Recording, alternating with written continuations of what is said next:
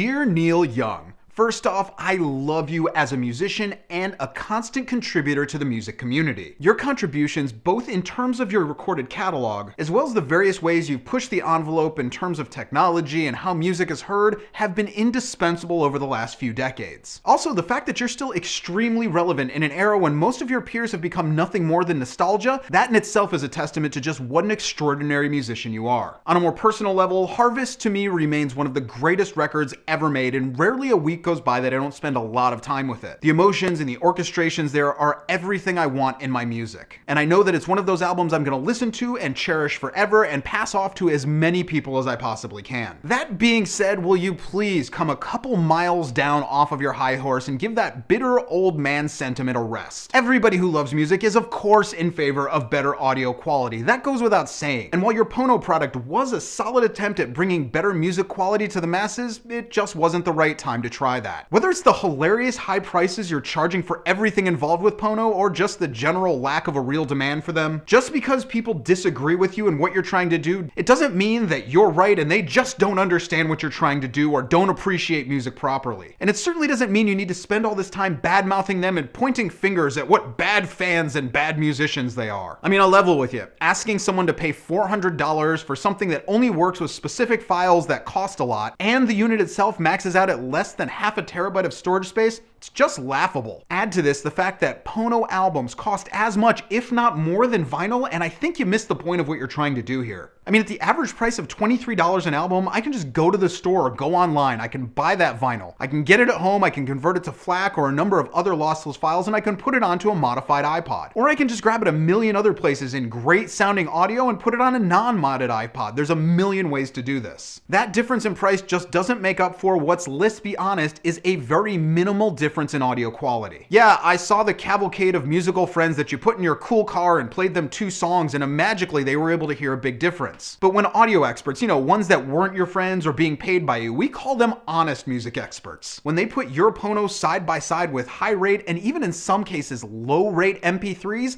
people actually couldn't tell the difference, and even worse, a lot of them said the non-Pono versions were the ones they preferred. When you go off and you basically say anybody who doesn't record an analog is complete garbage, it's not helping your case either. And maybe it's because you've been living on this massive mountain of money for so many decades that you forgot what it's like to not have a ton of money or to be in a brand new band that can't afford an analog recording studio. I mean, really, who wouldn't want to record in an all analog studio? That goes without saying. Everybody wants to do that. So maybe what you should do is, instead of bitching about it, you should take all that big Pono money and start a fund so that up and coming bands can actually record in those places. Honestly, going out there all the time and just ranting about how things just aren't what they should be and how everybody's wrong but you, it's really starting to make people think twice about how much they want to be a fan of yours. And maybe you should spend less time ranting about younger people, how they're doing it wrong, and spend more time focusing on your own music. Because you know what? It's been a pretty long time since you made a great studio album. Spend more time doing what you're great at, making music, and leave the technology to people who know technology.